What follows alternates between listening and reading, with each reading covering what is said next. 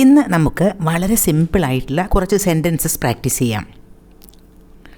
ഞാൻ ചെയ്യുന്നത് പോലെ ചെയ്യൂ, ഞാൻ പറയുന്നത് പോലെ പറയൂ, ഞാൻ എഴുതുന്നത് പോലെ എഴുതൂ എന്നൊക്കെ പറയാറില്ലേ നമ്മൾ? അതെങ്ങനെ പറയും ഇംഗ്ലീഷിൽ? ഞാൻ ചെയ്യുന്നത് പോലെ ചെയ്യൂ. ചെയ്യുക എന്നതിന് ഡു എന്നതാണ് ഇംഗ്ലീഷ് വേർഡ്. അപ്പോൾ ഞാൻ ചെയ്യുന്നത് പോലെ ചെയ്യൂ. Do as I do. Easy അല്ലേ? ഡു ആസ് ഐ ഡു എന്ന് പറഞ്ഞാൽ ഞാൻ ചെയ്യുന്നത് പോലെ ചെയ്യൂ എന്നാണ് അതിൻ്റെ മീനിങ്. ഞാൻ എഴുതുന്നത് പോലെ എഴുതൂ.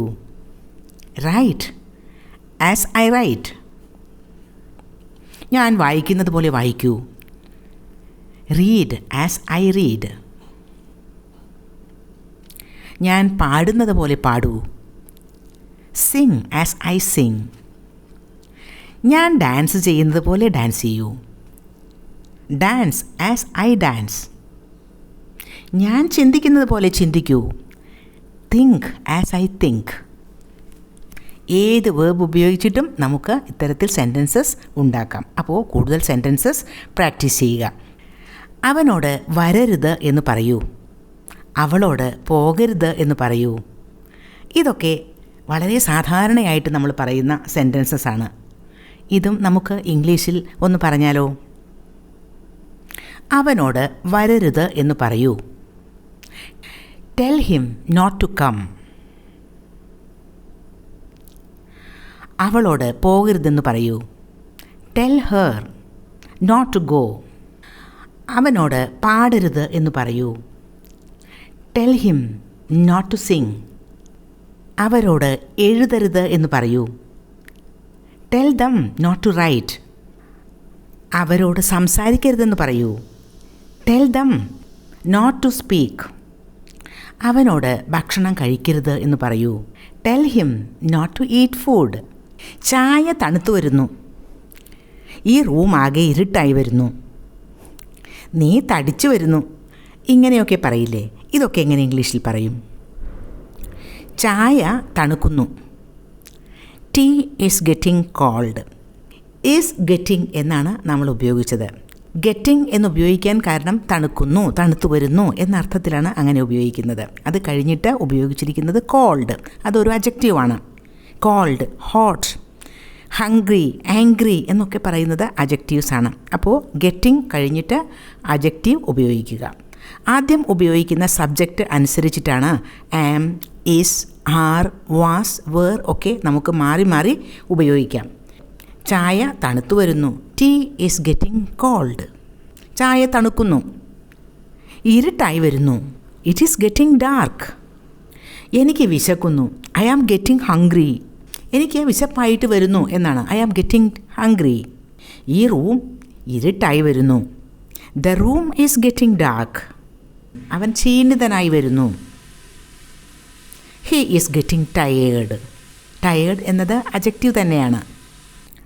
അവന് ദേഷ്യമായിട്ട് വരുന്നു. He is getting angry. നിങ്ങൾ തടിച്ചു വരുന്നു. You are getting fat. അപ്പോൾ യു സബ്ജക്റ്റ് ആയതുകൊണ്ട് ആർ ഉപയോഗിച്ചു. ഐ സബ്ജക്റ്റ് ആകുമ്പോൾ ആം ഉപയോഗിക്കുക. ഹി സബ്ജക്റ്റ് ആണെങ്കിൽ ഈസ്. അങ്ങനെ സബ്ജക്റ്റ് അനുസരിച്ചിട്ടാണ് ആം, ഈസ്, ആർ ഒക്കെ ഉപയോഗിക്കേണ്ടത്. ജോലി ചെയ്യാൻ തുടങ്ങൂ. എഴുതാൻ തുടങ്ങൂ. പൈസ സേവ് ചെയ്യാൻ തുടങ്ങൂ. ഇങ്ങനെയൊക്കെ പറയില്ലേ? ഇതൊക്കെ ഒരാളോട് നമ്മൾ പറയുന്നതാണ്. ഇത്തരം സെൻറ്റൻസുകളൊക്കെ ഇംപെറേറ്റീവ് സെൻറ്റൻസസ് ആണ്. അതും വളരെ ഈസി ആയിട്ട് നമുക്ക് ഇംഗ്ലീഷിൽ പറയാം. ജോലി ചെയ്യാൻ തുടങ്ങൂ. Start working. നോക്കൂ, സ്റ്റാർട്ട് എന്ന വേർഡ് കഴിഞ്ഞിട്ട് ഏത് കാര്യമാണോ നമ്മൾ പറയുന്നത്, വർക്ക് എന്നതാണെങ്കിൽ വർക്കിംഗ് എന്നാക്കുക. സ്റ്റാർട്ട് വർക്കിംഗ് എന്ന് പറഞ്ഞാൽ നിങ്ങൾ വർക്ക് ചെയ്യാൻ തുടങ്ങൂ എന്നാണ് അതിനർത്ഥം. അവിടെ ഒരു സബ്ജക്റ്റിൻ്റെ ആവശ്യം ഇല്ല. അത് ഇംപെറേറ്റീവ് സെൻറ്റൻസ് ആണ്. യു സ്റ്റാർട്ട് വർക്കിംഗ് എന്നാണ്. യു എന്ന ഒരു സബ്ജക്റ്റ് അവിടെ അണ്ടർസ്റ്റുഡാണ്. യു എന്ന അവിടെ ഒരു സബ്ജക്റ്റ് എടുത്തു പറയേണ്ട കാര്യം ഇല്ല. പൈസ ഇൻവെസ്റ്റ് ചെയ്യാൻ തുടങ്ങൂ. സ്റ്റാർട്ട് ഇൻവെസ്റ്റിംഗ് മണി. പൈസ സേവ് ചെയ്യാൻ തുടങ്ങൂ. സ്റ്റാർട്ട് സേവിങ് മണി. ഒരു ഡയറി എഴുതാൻ തുടങ്ങൂ. Start writing a diary. കൂടുതൽ വെള്ളം കുടിക്കാൻ തുടങ്ങൂ. Start drinking more water. English സംസാരിക്കാൻ തുടങ്ങൂ. Start speaking English.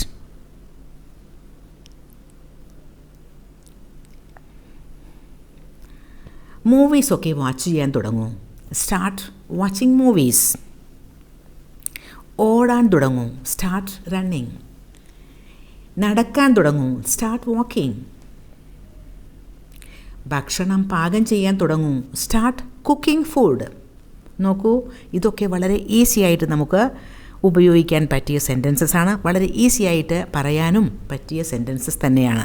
അപ്പോൾ ഇതും കൂടുതൽ സെൻറ്റൻസസ് ഉണ്ടാക്കി പ്രാക്ടീസ് ചെയ്യുക.